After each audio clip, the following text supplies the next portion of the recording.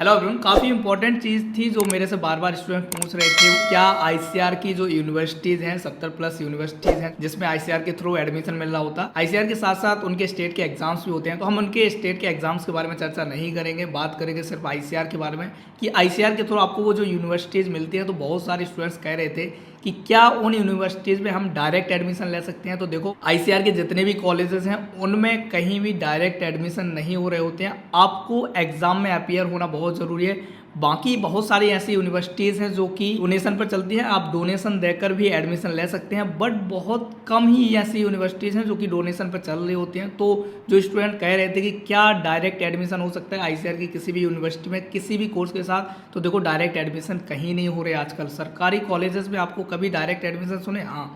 हाँ, बहुत सारे होते हैं जो कि 12th के बेसिस पर आपको दे रहे होते हैं, बट उनका एक बेस होता है ना।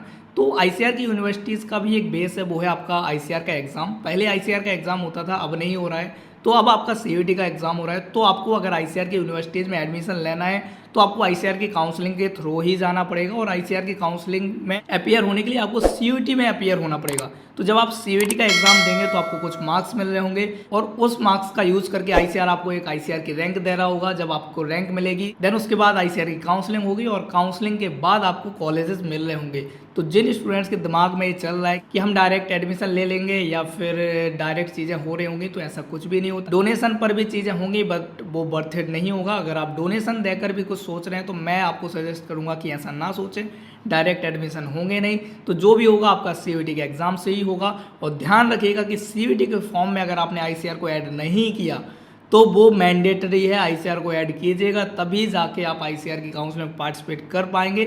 अगर आप ऐड नहीं करते हैं तो आप आईसीआर की काउंसलिंग में पार्टिसिपेट नहीं कर सकते हैं।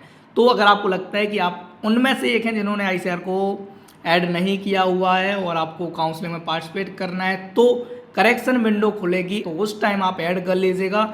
वो एक आखिरी मौका होगा जब आप कुछ कर पाएंगे। तो अगर आपको लगता है कि आईसीआर की काउंसलिंग में आपको बैठना है तो आपको कहीं ना कहीं उसको ऐड करना पड़ेगा, एंड एग्जाम में अच्छे मार्क्स भी लाने पड़ेंगे, तब जाके एक अच्छा कॉलेज मिल रहा हो। तो कितने मार्क्स चाहिए कितने नहीं चाहिए उनके ऊपर हम ऑलरेडी बहुत वीडियोज में डिस्कस कर चुके हैं। अगर आपने उनको नहीं देखा तो आप उनको जाकर देख सकते हैं। बाकी अगर आप चैनल पर नए हो तो चैनल को सब्सक्राइब करके रख लीजिएगा, ताकि जो भी वीडियोज आए वो आपको मिलती रहे। तो अभी के लिए इतना यार। बाकी किसी को कोई भी डाउट होता है आप कमेंट सेक्शन में कमेंट करके हमें बताइएगा। हमारी पूरी कोशिश होगी कि उन कमेंट्स के या तो रिप्लाई मिलेंगे या फिर आपको उन कमेंट्स पर एक डेडिकेटेड वीडियोज मिल रही होंगी। तो काफी सारी चीजें आप हमसे पूछ सकते हैं। सो अभी के लिए इतना यार, बाकी मिल रहे होंगे अगली वीडियो में, तब तक के लिए चलते हैं, बाय।